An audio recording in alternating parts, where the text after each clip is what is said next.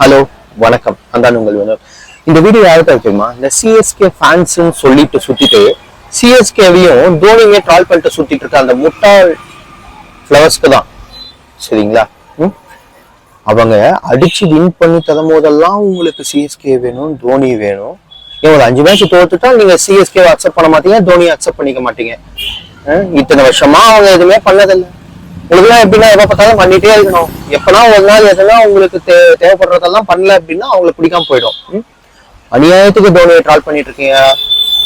உங்களை எல்லாம் CSK fans சொல்றதுக்கே இந்த மாதிரி கேவலமா இருக்கு. போய் ஆர்சிபி கேளுங்கயா. 17 வருஷமா சத்த இல்லைனாலும் இன்னைக்கு வரைக்குமே லாயல்ட்டியோட இருக்காங்க.